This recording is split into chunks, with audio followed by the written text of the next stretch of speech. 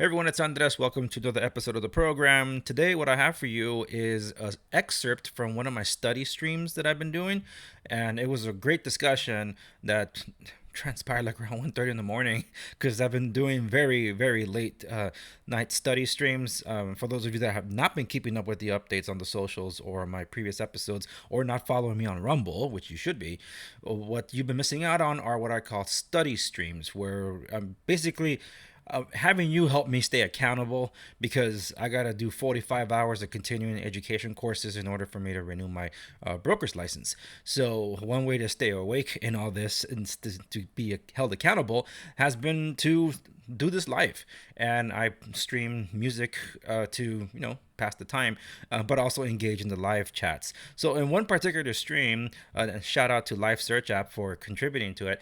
A very lively discourse came about after I wrapped how do I put it? A very controversial course that is required for all of us licensees to take, whether whether or not you're a broker or a sales agent, you have to take this course.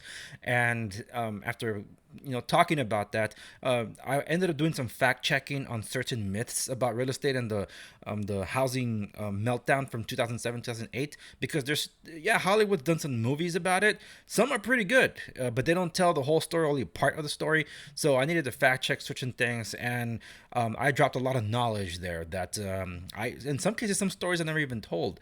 So I try to paint a picture about a lot that really happens in real estate that goes untold, but laws are changed because of either misunderstandings or just reactions that people have to certain situations. So I did highlight that, and this excerpt from the stream is at least an hour long, and I decided to repurpose that and put it here. So what follows is an excerpt of one of my study streams. You can go check them all out at rumble.com exclusively there, and in some cases some of them are on locals too, but the full length ones are only on Rumble, and I think there's about at least 19 of them, and as of this episode I should be done.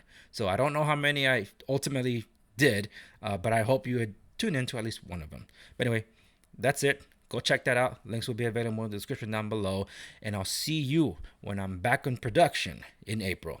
Thank you for those of you that have joined me this evening. I have wrapped up another course in my uh, s- long evening studies. This one was the hardest one to get through for sheer stupidity. Um, it's called an implicit bias course that all us real estate professionals, whether you're a broker like myself or an agent, we all have to take it. This is a result directly because of the 2020 Summer of Love events. And I I can't.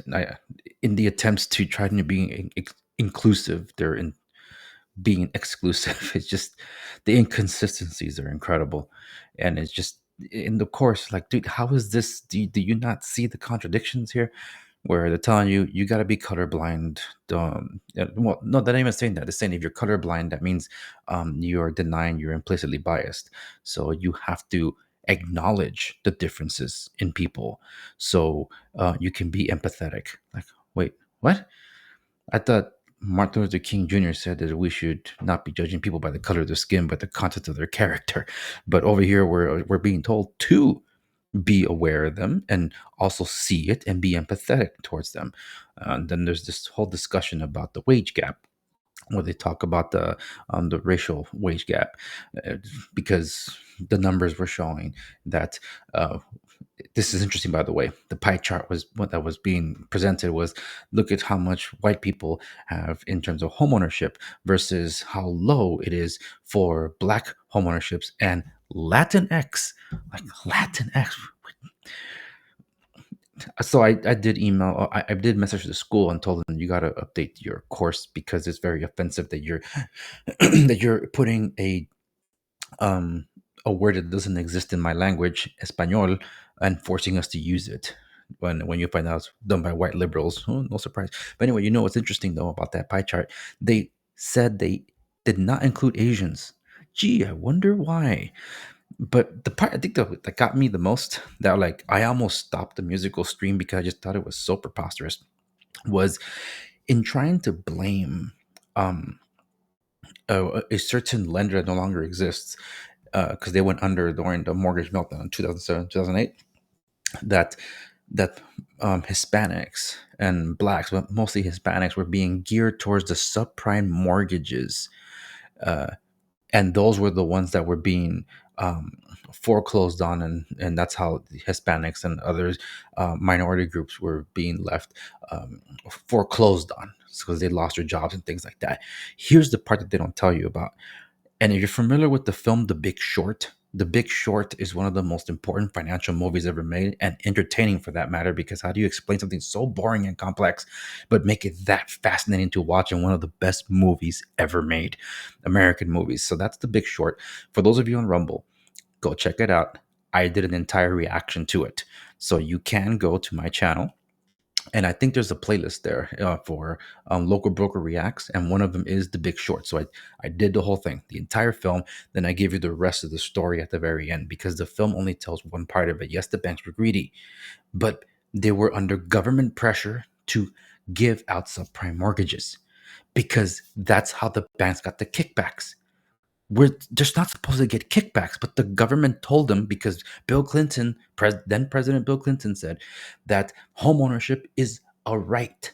So they lowered the standards of lending, told the banks they need to give out subprime mortgages, and the banks were like, "But these people can't afford their homes. But you want us to give out the loans?" And the government said, "Don't worry, we'll bail you out." This was 93, before the Republicans took the House and the Senate for the first time in God knows how many decades, under the leadership of Newt Gingrich. So fast forward 10 years, 10, 15 years later, we have the mortgage meltdown, led in large part by subprime mortgages. So here's a course that's telling us that these banks were so evil, trying to push these minorities into subprime mortgages. The government told them so, because they got a bigger I don't know, subsidy or whatever it is from the government to give out these subprime mortgages. So this whole thing is so stupid, because all this is to say that the course just wants you to believe that banks were the only ones that are greedy in all this, and they were greedy. But who let the dog off the leash? It was the government. They said, "We have your back." But then the whole thing is saying that, but the white people were the ones that were privileged. And I asked my white friends that are renting, it's like, where is your privilege? Because you don't own a house. I do, but you don't. So I'm wondering, where's this privilege I hear so much about? And some of them joke with me and says, I'm looking for it too. So it's really annoying that this is what they try to make of this space. I passed the class with 100%. Just like, it's at least the exam was a little more even-handed. Instead of trying to tell you that, hey, you're racist, and acknowledge it, it's more like, hey, so where do these rules come from? Who actually developed them and put them out there, and who determines it? It's like, oh yeah, that'll be the Housing Urban and Development HUD and things like that, or what is it, the Fair Housing Laws and things like. Okay, so that's pretty straightforward. And life search, dude, what are you doing up? Yes, Adam McKay is great. For those that know of him, he's done comedy. So when I heard that he directed The Big Short, I didn't run out to watch it. And then I saw he got nominated for Best Director. I'm like, dude, did you actually do something special here? And yeah, Adam McKay, he makes hilarious stuff, but the how he presented The Big Short and Life Search, if you missed it, I did do an entire reaction to the whole film. So it's available only on Rumble. I think it's on a playlist. It's on Local Broker Reacts, and it's The Big Short. And so I tell, similar to what I'm explaining now, I tell that story there. And I think it's very important for people to know what actually went on, because there's some people. The film The Big Short is about people making money off the disaster. They were betting on the markets failing like that. But it does cover real things. And there is one particular scene in that film, because I guess many of you probably don't know about this with respects to me. So I'm actually, my background is in construction. And from construction, I became an investor. So at the age of 18, I bought my first property. And then more properties after that. I couldn't, I was flipping though. This was during the buy and flip. So you buy, you hold, you fix, you flip. That was kind of the things, like hotcakes. You just get the properties out of there. You just make it look presentable. It could be, can we just not have to replace the kitchen? Can we just keep it? Sometimes we just gutted the place anyway and get a bigger return, depending on the property. But the point is to give a quality product and also get it to the market as soon as possible. So then you don't have to refi a high interest rate loan. You can dissolve that, because if you're using private money, it's usually offered at a very higher percentage rate. So anyway, that was that. So I was born and raised in the construction company. It's my family's business. Then I grew up into that. That's what I run. That's my bread and butter. That's what I do for a living. So then from there, an investor and eventually property manager. And then on top of that, I became a broker these few years later. So it's like the trifecta. It's two different industries that are so interdependent on one another, because you have construction, and construction companies provide maintenance. So then there's real estate, and in between is the rental sector. So we all depend on one another. So that's how I carry two phones. So I carry a Samsung Galaxy. You know what? Let me take off the sharing for now, because I'm no longer doing the thingy. Okay. So um, so that's why I carry two phones, because I do three different operations. On top of that, as a content creator and social media and things like that, I need these devices. I've been carrying two phones for 16 years now. So when I do all this, uh, when I do this, whenever I had to um, got an inspector, because I had to train the new inspectors to go inspect properties. I went from working out in the field to like actually getting my hands dirty, drywall, paint, dirt. The worst of it was the going to the dump sites, throw away all the trash from these gutted homes. So those foreclosed homes that you see in the movie of The Big Short, those were like, if you're Christian, you understand what the word rapture is. I've been to properties that were raptured. Okay. I walk in there and it's like you expect the people to come back. It's like the food is still in the refrigerator. It was disturbing. Okay. And then there's this before that, because that was actually the second housing crash. The first housing crash was in the 90s.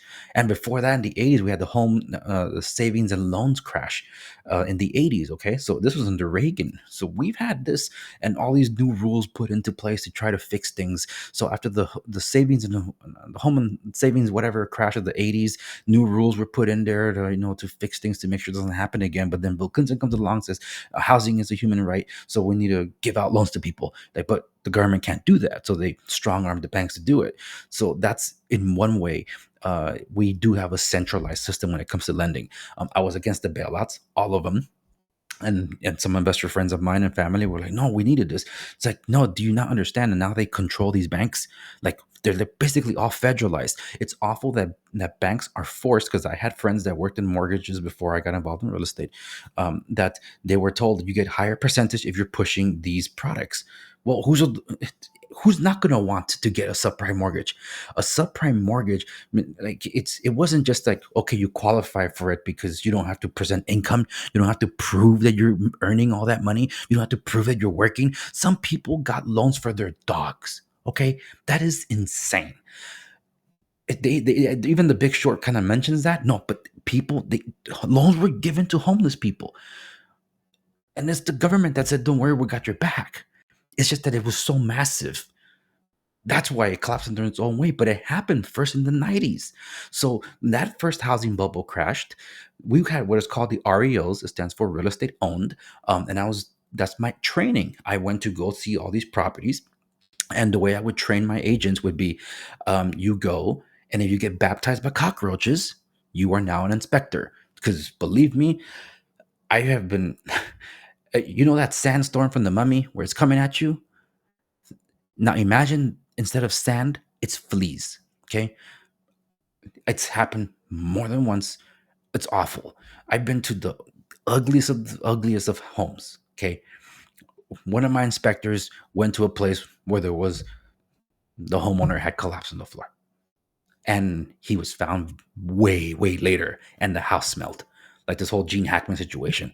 These things, believe me, it's it's an awful side of the business. And the banks, the ones that were getting all these assets, that's what they're called, asset managers, were like in Illinois, and they're trying to judge over here. I was one of the first, if not the first, to introduce a new product for them, because if you guys aren't here, let me take pictures so you can see what we see when we're submitting our report for repairs, because there's two kind of reports that needed to be done. One, in the case of approved contractors for those banks, we provided the repair report for what their needs were in order to rehabilitate the home so they could put it back on the market. But those that actually manage the properties here, uh, the ones that had to be the eyes and ears for the asset managers at the central banks, they were the real estate agents, the brokers. So the brokerages, they had to do what is called a BPO, broker price opinion. So they would prepare these reports in conjunction with our repair reports, and now it looks legitimate. Where as a broker, you will go in there and say, okay, look, I see that it's paint is chipping, the floors look bad. Generally, this is how much it costs, and this is my opinion of what it needs. And then you actually have a construction company providing their actual itemized bid, put them together, send it to the asset manager somewhere over there, and if they approve the work, great. And then you put all the expenses up front, and then you hope you get paid at the very end. We had to sue Bank of America. We had to sue Countrywide. I had to sue a bank that I never even heard of. I can't even remember. It started with an O. I've done a lot of lawsuits. Okay, I had to sue banks to get our money back for our small construction business. We're only like 20 people at the time. At the peak, there were over 100, but with like 20 people at a time.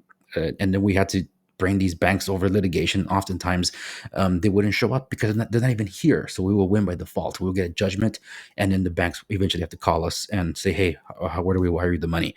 Because at that point, actually, it's not even worth fighting. But Bank of America, they didn't pay up. So Bank of America, more like Bank of Communism. Oh, sorry, I missed this one. Live Search also contributed. They forced the bank to make the loans in the first place through regulation. Yes, it's actually, and I say it in the Big Short reaction video. I say that all the way at the end though. The It's called the Community Reinvestment Act. So that was actually introduced during Jimmy Carter's era. Jimmy Carter, one of the worst economic periods of in American history in the past 50 years. So uh, he had introduced the Community Reinvestment Act, but it was tweaked under Bill Clinton in 1993, while he still had he still had the House and the Senate. So when you can, they try to ram it through before the Republicans took over. So that tweak to the regulation relax the lending rules where people did not have to prove income. So they didn't have to provide. Generally speaking, when you go to apply for a mortgage, it's called the rules of two. You bring 2 years tax returns, you bring two pay stubs, you bring two bank statements so they can see that you have 2 months worth of banks of money in the account, so they can see there's a pattern there. So it's a rule of twos. And I'm hoping to have someone from a certain big company on the program. We'll see. We'll find out in the next 72 hours, so then they can better explain this. I'm just giving the generalities because my license, and I have to put it up here now. Just give me a moment. I'm on. Okay, so let me move this to the top. Actually, okay. Save. Now it should be at the top because now I'm speaking about these things. I'm not soliciting your business, but there it is. I am a licensed real estate holder. That's why I'm taking these classes so I can renew my license. That's up for renewal. Um, so with this whole regulation thing, with the subprime mortgage mess, and if you've probably heard of it but don't understand it, that's why you got to watch The Big Short. I look, Adam McKay, the director of The Big Short. You guys probably know him best. I think he did the Talladega Nights, the Anchorman movies, and the other guys, Will Ferrell and Mark Wahlberg. Well, the other guys is actually touching upon a section that it's kind of like it was practice for him, because it shows that the banks were trying to recover their losses through other investments, and in this case going after pension funds and stuff like that. So there's some truth to what he was showing through comedy, right? But then where he actually goes all in trying to tell this greedy story, that's when you get the film The Big Short, although it's told from the perspective of people trying to make money off that calamity. Well, when you had the first wave of the bubble that burst towards the end of the 90s was followed by the dot-com bust. So you guys probably heard of the dot-com boom. That's why they say Bill Clinton had a surplus during his administration. Yeah, and he didn't pay down the deficit. Instead, he found new ways to spend it. But it wasn't because he created a better economy. It was because the dot com industry was born. So now there was more revenue coming in. And when you had the highest taxes in the land at the time, then you were collecting all that income. So, duh, you were going to have a surplus. But they just didn't do anything with it. That's why the financial sector started collapsing towards the very end, combined with 9/11, and then kaput. So, all these things were combined and it affected income businesses and I had to check a lot of these houses. I i i, I don't know if I shared this experience in the local broker react, so let me tell you. um you guys seen the movie, the first movie Saw? So in the first movie, um there's a photographer, right? And he lives in an apartment. So he has a red room where he's developing his film. So this is the part where he gets kidnapped. That's how we see the flashback on how he ended up in that disgusting bathroom. So after he exits the red room, the power is out in his apartment, and he doesn't have a flashlight. So he's using his camera flash so he can see, and with the bat, and you know the jump scare's coming, and it still gets you. Dude, that happened to me in San Bernardino, California. Okay. I went out there to go check a property and the whole thing was boarded up. The copper wiring was ripped out of the walls. The anything that was metal that can be taken was taken, like the wall heater was ripped out of the wall. The plumbing, the copper lining underneath. This thing was boarded up, vandalized on the outside, and there was no way to get in other than going around the property and then opening through a fence and entering through the back door. So when I got in there, I'm like, I don't have a flashlight. So I ended up, I was using the flash on my, back then, this is before the Blackberries were even like really taking off. I was using a digital camera. So I was using the flash on that thing. And I'm like, dude, I know what's going to happen. I'm going to get deep into this house and then someone's going to come in from behind. And that's exactly what happened. I'm like, crap. Someone was coming in from where I had come in. And I was in a really rough area. So I had to act bigger and stronger. And I'm like, and because I had the halls to help me echo, I yelled back, "Is there anybody here that shouldn't be here?" And it was actually a fellow contractor. And it's like, "Hey man, I saw you coming into the property." He's like, "Oh yeah, man, this place is a mess." He's like, "Yeah, you should get out of here. This is a really bad place." Like, yeah, I know. But I got out of there alive. The thing is, I've done a lot of business in South Central Los Angeles, now known as South LA. Stupid, it's still South Central LA. So, for those of you that are not aware, I'm straight out of Compton. So I actually was raised in the border of Compton and Watts. So it's the roughest places growing up as a kid. I had gangbanger neighbors across from me, drug dealers to my almost to my left, and then the horse to the right. It's that's the environment that I grew up in. My father had to erect a cinder block wall in front of the house to stop the bullets from flying. Oh, and the whole Rodney King riot stuff. Yeah, I was there in Ground Zero, watching everything burn around me. My church was spared, but the black church next to me was torched. The plaza next to it was set ablaze. I don't forget the Shell gas station when it was blown up, and the truck driver that was pulled out of the vehicle and beaten to a pulp. That's actually something you can see on film with a helicopter hovering over it. That was not far from where I lived at the time. So, look, I grew up in that kind of environment. Uh, Hispanic. My if I'm around my homies, my accent comes out, and my wife's like, "Why are you talking like that?" I was like, "Talking like how? How am I speaking?" That's because just you can take me out of the streets, but I guess the street's still somewhere within. So when I tell people, "Hey, watch Training Day," it's like, yeah. So that scene where Macy Gray, the singer actress in that scene where Denzel goes to give a fake warrant to rip her off and all that. If you haven't seen Training Day, I'm sorry, I just kind of spoiled a little bit. But the point is, they get into a shootout when they're getting out of there. That area,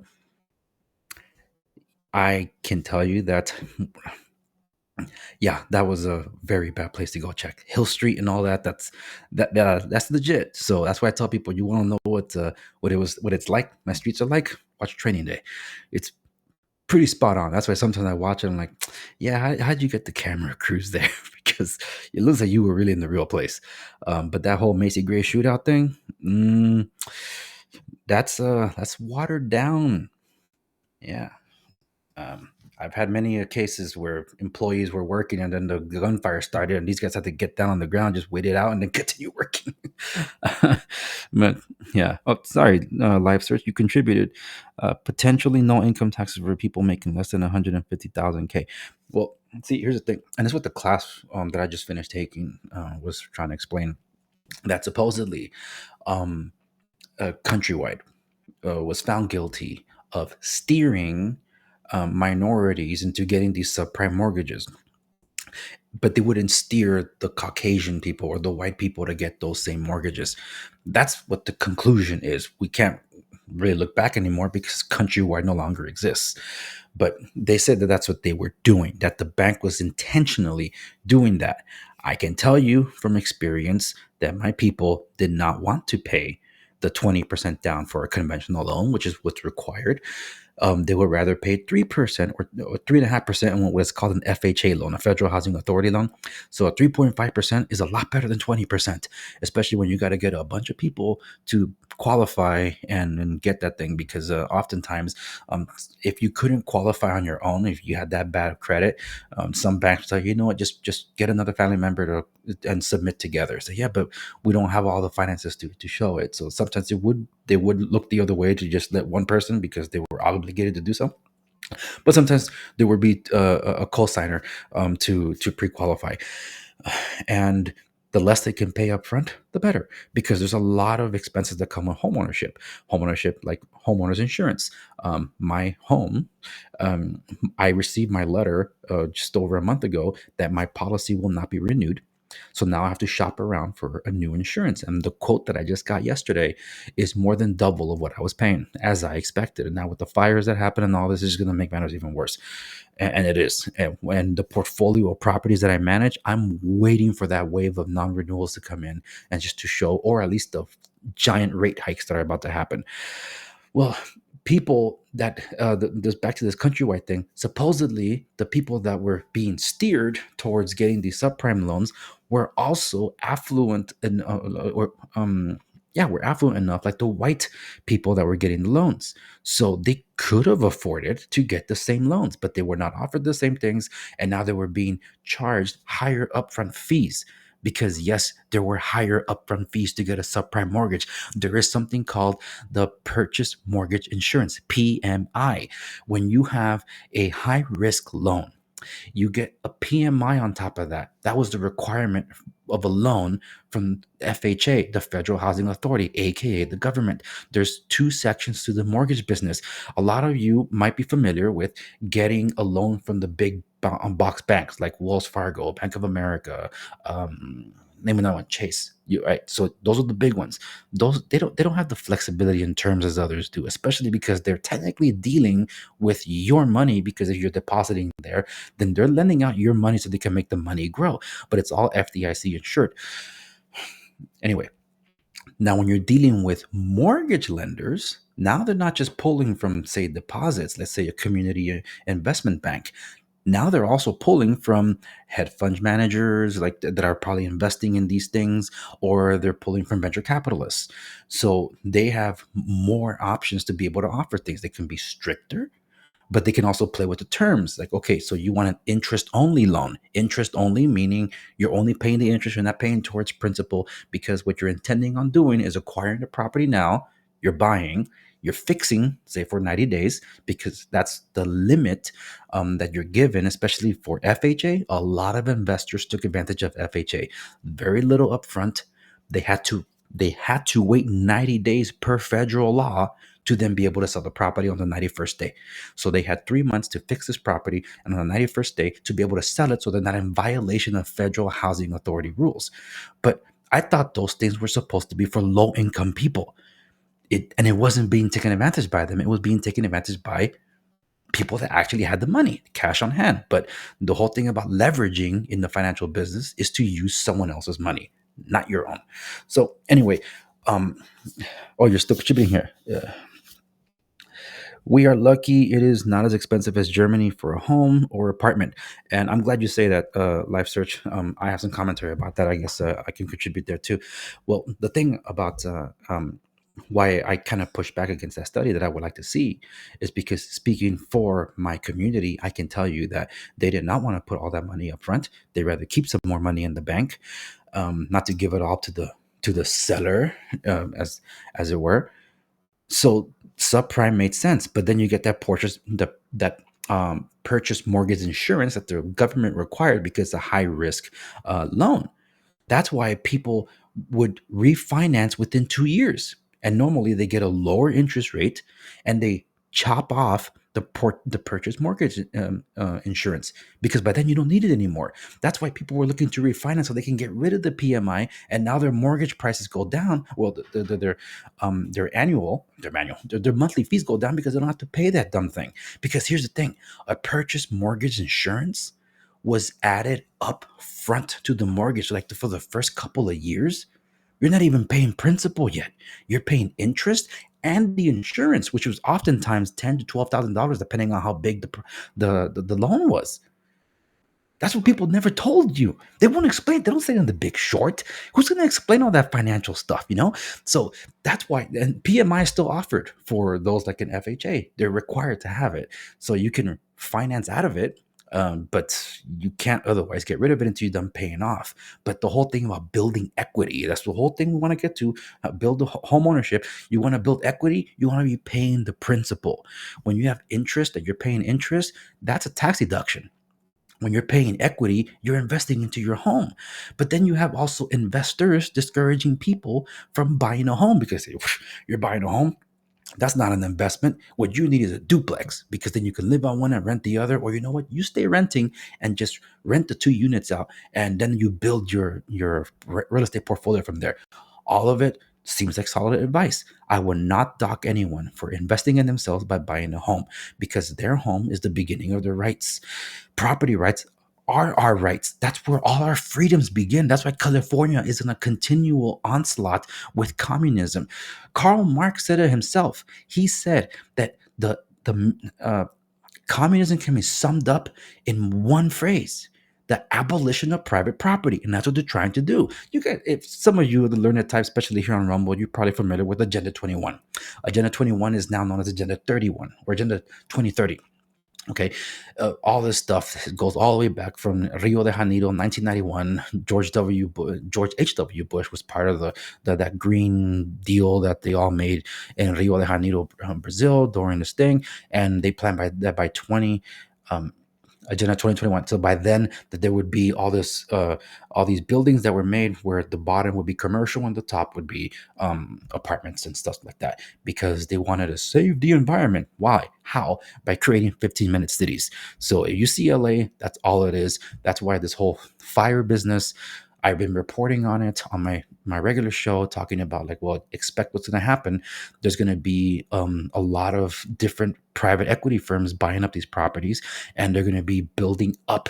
They're going to urbanize suburban areas that were burnt, unless people have the money for it. But no, you have these lots that have been basically burned down to the foundations, and they're selling for $100,000 more than asking.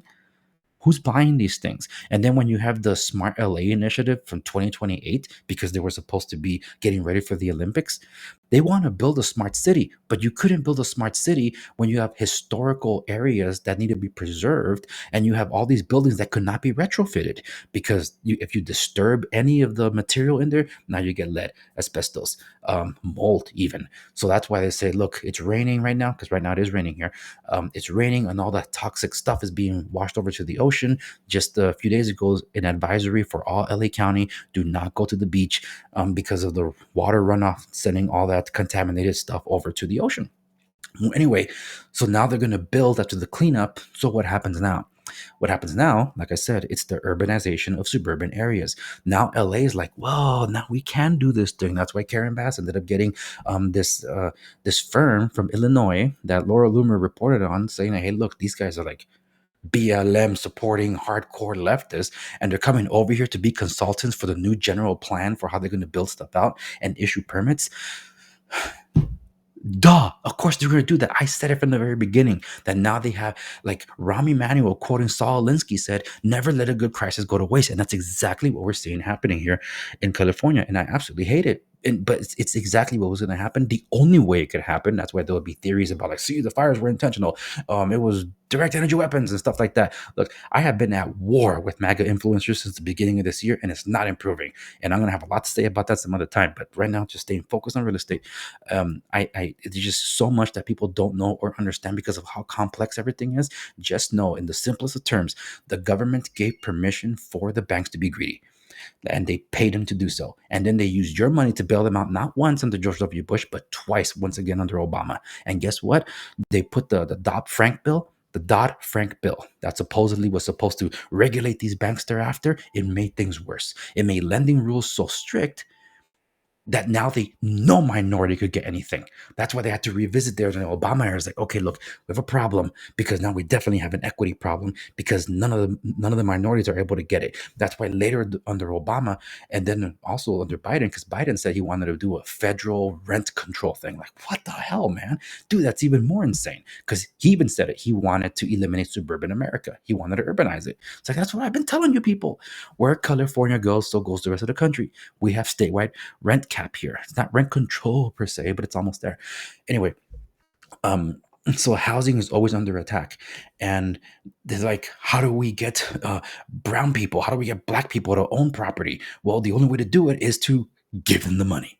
It's like, no, just like you don't fix homelessness by taking the homeless and putting them into a shelter and say, look, they're not on the streets anymore. It's the habits. That's how they end up on the streets again. So that's why it's like, dude, you're putting a bandage on the problem. You're not addressing this. You're not addressing what's causing the symptoms. So that's the same thing here. That's why I educate my audience because I have to. That's why I do this show. It's the best avenue for me to be able to train people. That's why I have a real estate 101 series, and I have a series also called Debunking Real Estate Myths that I did very early on the Andrew Segovia show because I had to push back against all the lies about homeownership as well. It is true that being a homeowner means you actually save money, but there's also this perpetual lie that's been instilled on our youth that, hey, because of climate change, don't own a property. Because if you own one, then you're going to be living in excess, and then you're going to be increasing your carbon footprint, and then you're going to have multiple cars out there. That's why they pushed this whole agenda 2021, then agenda 2030, then 15-minute smart cities. The 15-minute smart city stuff, the idea is that you'll be able to get to within wherever you go, like everything you need, all the facilities from healthcare to your basic necessities to even recreational stuff, all within walking distance of 15 minutes. Okay, that's what a smart city is supposed to be, and also eliminate the vehicle ownership. I mean, hell, even Carl Schwab, Klaus Schwab. If you guys, I'm assuming because I'm talking to Rumble here, you guys know this probably very well, but I've been sharing this clip because it's not him doing it, the World Economic Forum, but he is talking about it. LA is an experiment. They're trying to get rid of the freeways. LA wants to be private car ownership free. In other words, no more private cars, only Ubers and taxis and things like that, and mass transit by 2030. It's an insane mission. Like, how the hell are you going to do that unless you legislate private ownership away? That's insane. But they're trying to do that. Gavin Newsom's trying to reinvent himself right now. I mean, God forbid this guy actually gets that close to the White House. We dodged a bullet, by the way. I actually was surprised that Kamala Harris was nominated. Oh, I'm sorry, Life Search, you've been contributing. It seems the left wants us to burn electric cars now. Seems counterintuitive to me. Yeah, I don't know how that all works. But here, this thing that you were mentioning, we are lucky it is not as expensive as Germany for a home or apartment. But the way LA continues is precisely why it would be as expensive as Germany. See, over here, the problem that we have is that yes, the rent is too damn high. Why is it so high though? Because of the freaking bureaucrats that have been continually forcing on the homeowners to basically subsidize all these programs for the state. And the homeownership the pool of homeowners is shrinking and shrinking and shrinking, and they're being bought up by commercial real estate companies. Okay, BlackRock is another major hedge fund you can think of is doing this because they can afford it. When you have Larry Sinclair, Larry Fink, whatever the hell his name is, that guy's all lefty loony. Also, he believes in all this, so they can afford to be stupid. Well, the thing is, in 2019, no, in 2018, California residents voted down Proposition 10 that would have been instituted statewide rent control. And when people hear rent control, they think it's a price control. That's not what it is. Now, there are cities and counties in California that have had it for a long time. Los Angeles, San Francisco, Santa Monica. These are decades old. And the mission of rent control was to keep rental rates down to also reduce homelessness. It's been the opposite. LA is the homelessness capital of the country and the place of the highest rental rates. So why do we keep doing the same stupid thing? So every time this AIDS Foundation by this Weinstein guy, because it's always the same guy paying for all this stuff. An AIDS Foundation keeps trying to push rent control on the state. Proposition 10, we beat it with the majority. But the state legislature, which is run by the super liberal majority, they said we had it wrong. So in October 2019, they passed AB 1482, one of those two. 1482. AB 1482 was instituting a statewide rent cap. So now you can't raise the rent above this if you live in an area that doesn't have what is called the rent stabilization ordinance. Okay. That means that doesn't have rent control. All right. Gavin Newsom signed it into law October 2019. How convenient that then COVID happens. But then get this. Gavin Newsom declares the state of emergency because it was declared at the federal level under Trump, and then it's stricter on the state, and then the cities got even stricter because that's how it works. The federal lays the basis of a rule. For example, the minimum wage, they have a minimum wage. The state can make it stricter. Then there's counties or cities that can make it even stricter than that. So that's how it goes. So when it came to the emergency of the lockdowns and all that, you had Trump close down the country for a time. Then Gavin Newsom went even longer than that, but not, of course, not for him. That's why he was at the French Laundry. But then King Eric Garcetti, the mayor of Los Angeles, said this: Los Angeles emergency order will remain in effect up to 1 year after Gavin Newsom declares that it's over. And here's what happened. We had a statewide rent moratorium in LA and an eviction moratorium. You could not collect rent on people or raise it for 4 years.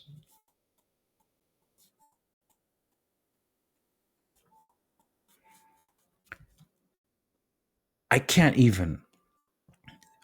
I what does it say? So finally, to be able to raise the rents again, just a few months ago, how do you collect from people that once the window of opening was going to happen and be able to sue, like to evict somebody? That's the only way you got to do it. You got to file. You got to file in this sequence too, and you had this huge backlog worth years of backlogs for the courts to have to look at this. How are you supposed to enforce an eviction? Well, guess what? Some of these people just got up and left before you can even evict them. Problem solved, right? Not when they owe about $100,000 worth of rent. So if you're stuck that you can't raise the rent beyond this much, how the hell are you going to make a return on your unit? If you're going to build anew, you can build anew and then put market rent rates. Okay. So that means you can put the actual price, but then you're going to try to price it as high as possible because after that, only little increments like 3%, 4% the next year and the next year after that, which is controlled on a schedule by the housing authority of that region. That's why they start off so expensive. So then to address that, the city and the state were like, no, we need you to make low income housing too, So you're gonna have this big old high rise. You need to reserve these many for low income housing, and then the other ones for Section 8. Section 8 are those that are subsidized by the government, that the government pays for the thing. Like you're you're not addressing a problem here.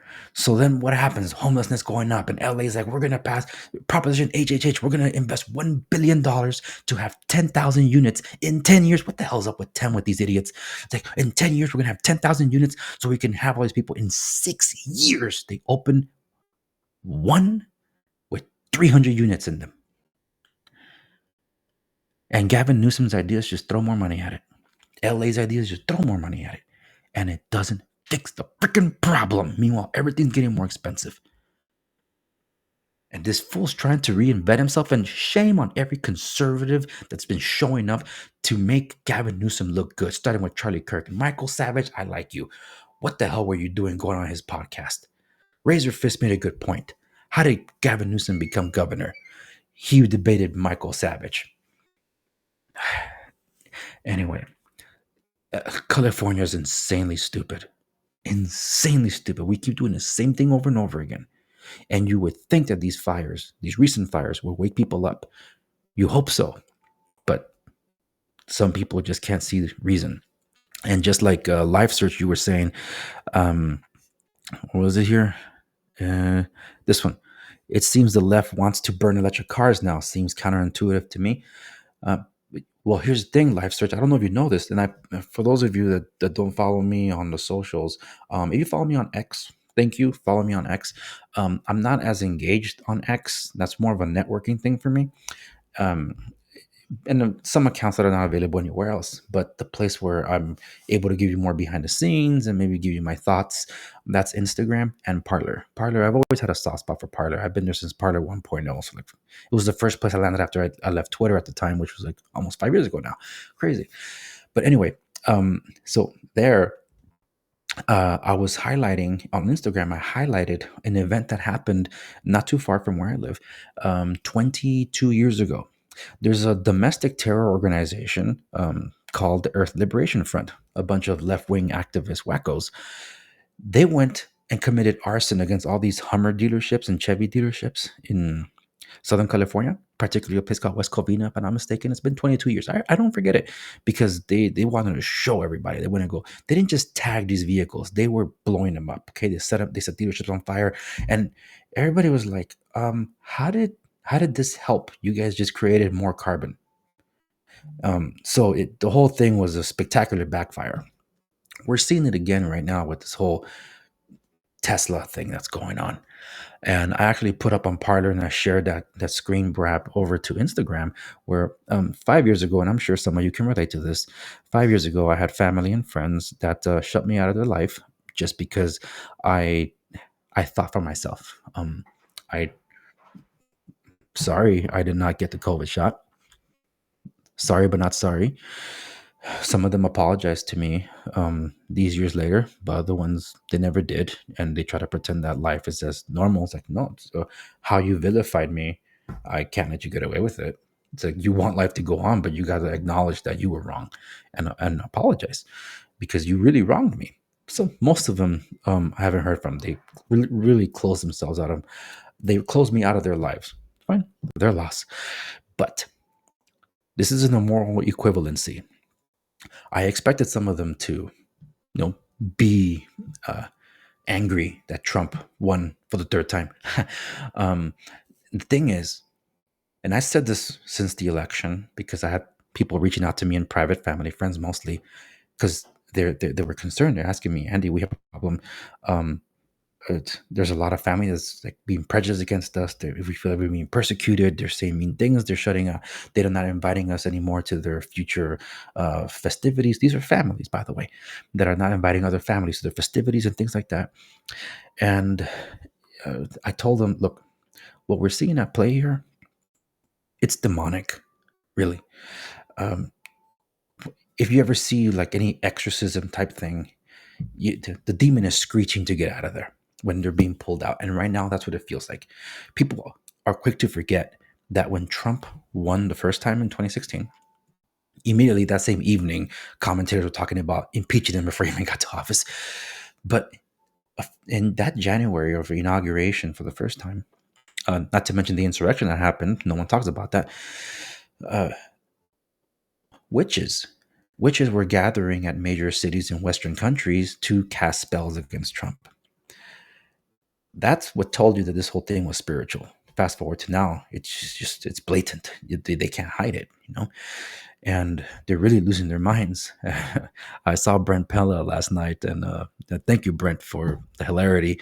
He's like, these people are so happy. They're so happy. You got to see his bit about it. It's just really funny. Brent Pella, check him out. He's great. He's a great guy. Anyway, how do I got all the way over here talking about Trump? I don't remember. Oh, the burning of vehicles. It's they completely they completely lost it, and I'm noticing more people that are advocating for this kind of terrorism. Some of you guys in tech are probably familiar with someone named Zach, better known for his jerry rig everything. It's one thing for him to have like a simple endorsement of Kamala Harris on his site, like he did. Anybody that knows him knows that he's a left wing commie, literally a communist, even though he couldn't do what he does in a communist country. That goes for his business, not just YouTube. But when this guy was calling for more Luigis out there and demanding addresses of CEOs people didn't like, that's when I knew how to close this guy out. The guy is a sociopath. It's like everything he was saying that he thought, I have a feeling this is going to happen with Trump, this is going to happen with Trump. None of it ever materialized. But here he was advocating for violence blatantly on X, and somehow he wasn't suspended. Like, what the hell? And this is a guy that people turn to for entertainment for his unboxing videos, and then he destroys these phones. Talk about a privileged life to make so much money that you can make your own company, that you can innovate and build wheelchairs because of your disabled wife, which is an amazing thing that he did, and the philanthropy he does in Africa. All yeah, that's awesome. You couldn't do that in a freaking communist country, Zach. The guy's a loony. I had to tune him out, but I'm noticing more and more that people that I knew, and that are friends of mine, some of them that I grew up with, that being here in California, you're most likely to run into somebody that's not maybe agreeing with you. I made a statement to Parlor and I put it on Instagram that I have to purge them out of my life because I am concerned for the safety and security of my family. This is a completely different thing than what it was 5 years ago. It was like, oh, you're killing my grandma because you didn't take the COVID shot. It's like, dude, really?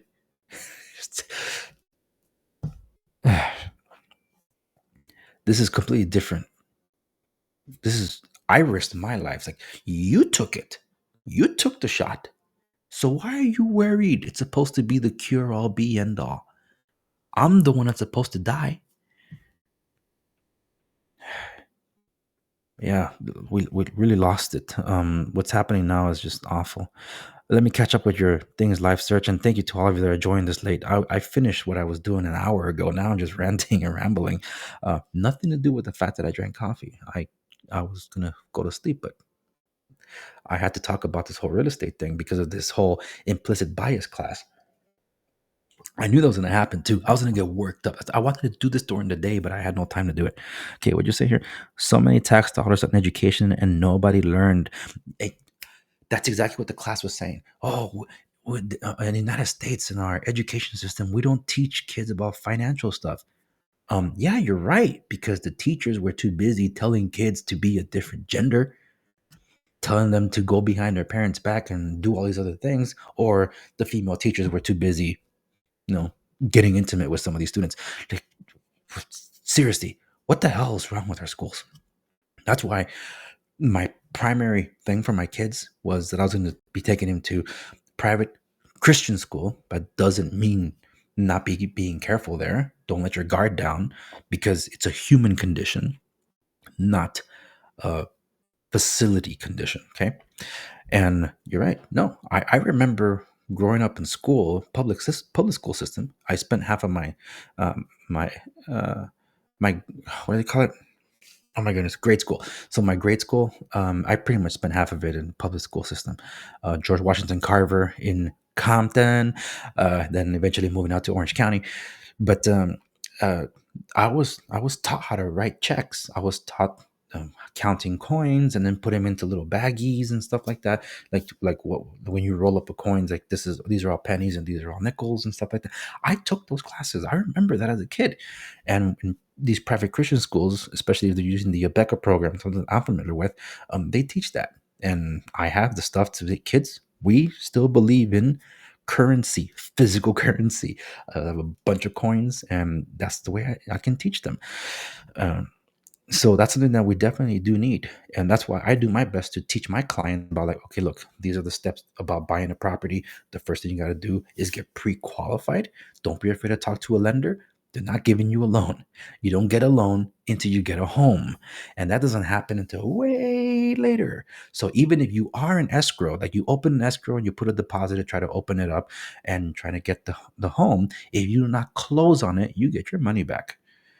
You don't get a mortgage until you get a home, because no bank's going to give you a loan without the security. The security is the home. So I do this to teach them and try to walk them through, and um, help them with the eventual shock and how emotionally involved this is. Because yeah, it is like that. But that's what I said. I try to do that. They are trying to get rid of the highway in downtown Dallas too. Look, for all of you Texans out there, you love to brag about Texas. Dallas, really? Dallas is the site of the worst ambush on police officers. And that was under Obama, by the way, before BLM really got crazy. They assassinated police officers. That was not in California. That was not New York. It was Dallas, Texas, one of the reddest states, one of the bluest cities. And then you still have Austin down there. Look, I I'm more often than not in Texas because of familial reasons. I don't like it there. I just did an interview with a fellow podcaster, and he asked me at the very end, like, "Oh, so are you leaving? Are you leaving California?" So I got no plans to. He was stunned that I said that. It's like, really? Because me being all conservative and all this, why wouldn't I leave? See, that's the thing about conservatives. A lot of them are a lot of big talk on these freaking podcasts. Like, yo, we got to resist communism. Yeah, and at the first moment of communism, you move to Nashville. What the hell? Oh my goodness. Yeah. You know what really irks me the most? When these stupid influencers tell you, leave the big cities, move to a farm. Yeah, you first. And would it be nice if we can all get engagement payments and payouts from all the stuff on these stupid little posts? Like, today is this day and Joe Biden is still this. Look, not you, Dan Bongino, you're the real deal. But other ones, you know who you are. Put out stupid thing, get the engagement farming, and everybody's like giving of their time and helping you get paid. Please give me a break. I can't stand these influencers, especially after the whole Epstein PR nonsense. You really thought you were gonna get the files? Live search, you're active tonight, bro. Dude, seriously, what time do you sleep? Because me too, right? Argentina dropped rent control under Malay, and of course, the economy improved. Gee, you remove bureaucracy and let a laissez-faire economy thrive, huh? Now, I do believe that there's supposed to be some kind of level of regulation. It's just that it depends on a thing, like utilities. You those are technically oligarchs, for good or worse, depending on where you are. Life search, he would win anyways. Look at his connections. Um, are you referring to Gavin Newsom? Well, Texas is the best. That ambush was one guy, not an entire city. I know, but what I'm getting at is that you're not immune to violence. Um, One of the worst cases during was it Foster? What's his name? Police brutality. It was worse than anything that you've seen happen to like a George Floyd type or anybody else, and it happened to a white guy out there in Texas, and no one said anything. Police brutality, it happens. There's been um, you know what's interesting? For California to be as liberal wacky as it is, the road rage every now and then. But why are all these? There's so many shootings in Florida. I never understood that. Why does Florida have so much mass shootings like that? When I say mass, I don't mean like the little rule, like, oh, two people got shot, three people got shot. Mass shooting, like that's not a mass shooting. No, I mean actual mass shooting. I don't know what's up with Florida. That's all I gotta say. Texas, I'm sorry, you're boring. I love the barbecue. Don't get me wrong. I love the barbecue. some great ranches out there. But yeah, I can't live there. Um, California is beautiful. It's not everywhere is LA, not everywhere is San Francisco. A lot of you guys see this stuff, but you have Austin. That's that's the San Diego of California. San Diego is very liberal, considering how many veterans there are. There's the next generations that you're basically ruining that place. So, and honestly, when people think of the worst, they think about LA and they think about San Francisco. Um, really, it's really, really small. You're going to keep your head on the swivel and you feel everything's like breaking apart, but then when you get to LA and you realize that you're still driving for 2 hours, and I don't mean just in traffic, but you're driving for 2 hours and you're still in LA is huge. It's every downtown has its problems, but once you start getting out of the downtown region, it's like all these things that people are talking about on the news, like everything's falling apart or whatever. That's not the case. So, and when you live in Orange County, well, when you live in Orange County, Huntington Beach is the MAGA capital of the country. Freaking A, the city council has been challenging Gavin Newsom's requirement of this mass urban housing and all that. They've been challenging them for the longest time. And not just that, they're going to put a plaque, a MAGA plaque on the pier at the Huntington Beach Pier, also known as Surf City, USA. What which state and which area in Texas has done that? Which name me a place in Florida that might do that? This is freaking California, Huntington Beach, and they're doing that. So eh, that's why it's a no, no. I'm not saying live in San Francisco. They do have a poop patrol over there, by the way. It's just that if I'm thrown out of California, 'cause that's the only way I'll leave. Based on everything that I have, like if I'm uprooted from here and California throws me out, where would I go? And honestly, I always had a fondness for Utah. I just don't know if I want to be surrounded by that many Mormons. I'm not afraid of them. We have interesting conversations. They came knocking a little bit ago, and a friend of mine that was at home was like, "I thought you were gonna invite them in." Like, I would have, but maybe some other time. No, yeah, every major every major city is run by a. It's basically run by Democrats, and that's where it's that's where so the problems are not only the problems that we complain about happen. That's kind of where they're isolated. And in the case of Dallas, Dallas has the self-proclaimed largest LGBTQ church there. That's not a that's not California. There's plenty of churches that put pride flags up, but there isn't a church here that would ever lay that claim like Dallas would. Yeah, Austin is basically California. Yeah, yeah. That's why when I've seen Californians that say that they're leaving and they're moving to Austin, I'm like, really? It's the same thing. Yeah, but I hate to see what's happened to Austin, like the way it's kind of gone downhill because of all the policies. Because I like it there, but last time I went to Snooze AM. Snooze, look, the hippies they ate clean before the right became hippies too. So Snooze AM is a really good breakfast Tex-Mex place. But when I went to the Snooze over in Austin, holy smokes! I'm like, damn, virtue signal much? I thought it was in San Francisco. it was it was bad. So I'm like, kids, you got to close your eyes here. Yeah, it was bad. But that's pretty much every Snooze. But during June, it's even worse. Just giving you a heads up about that. Uh, who's messaging me right now on Parlor? Yo, cool. Parlor's waking up right now. It's like, what time is it? Damn, I gotta go to sleep. Yeah, but this has been lively. This all got for those of you tuning in really late. Thank you very much. The first half of the stream is basically the relaxing music with John Williams stuff, and I will continue that. I want to do my next class in my next, most likely an evening stream like this. It's just that I had a vent because of the the implicit bias and this whole BLM nonsense stuff. Like, I guess to close it out, it's just the irony that people don't see their contradictions in saying that okay, look, stop saying you're colorblind because you're denying your implicit bias. We all have prejudice, we all have stereotypes. And what really annoys me, though, that's them saying it, by the way, but what really annoys me is that we don't even use the right words anymore. Everything is racist. Hold on, stereotypes are stereotypes, prejudice is prejudice. Racism means that you believe yourself to be superior to the other race. That's what race is. Not just like, oh, I don't like them because of their skin color. Then you're being prejudiced because now you have something against the way they are. It's, racism is that you're superior to them.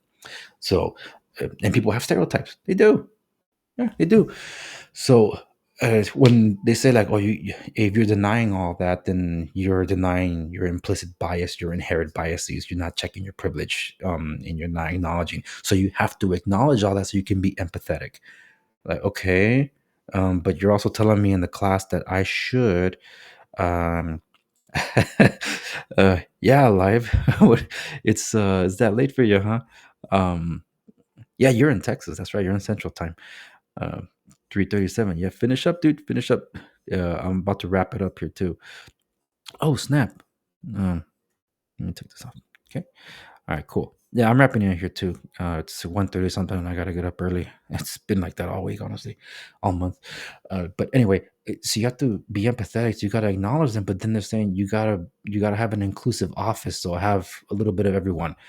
Like, so we have to pick them by their preferences. So it's like you gotta be consistent, and they're consistent in their contradiction, which is why it's so stupid. And that's why I like using that meme from season one of The Office, is where Michael Scott's like, "That's offensive and lame, so double offensive. This is an environment of welcoming, and you should just get the hell out of here." That sums it all up. But I appreciate you all that have tuned in on this date. So again, the first half is the music stream, and I'll be uploading just the music part of the stream over to Play TV. That's Parlor's version of the video thing. I've been doing that for every stream just because I usually get the HD backup and upload it there. I don't redo it for Rumble, but I've been enjoying this. This is keeping me awake to do the courses. Um, it's just that this time I had to vent. So live, I appreciate you. Did you stay up because of the coffee that gift card I gave you? I hope so. But that's where I'll leave it. I actually do have a pre-recorded stream that's going to be going up everywhere. So that's Rumble, YouTube, Locals, Gangjing World, D Live, BitChute. It's going to go everywhere. It's what I would have done instead of the study thing, but I had to vent about tech, especially with the iPhone 15 Pro being the worst iPhone I've ever owned, and I'm currently on the process of switching over to the Google 9 Pro.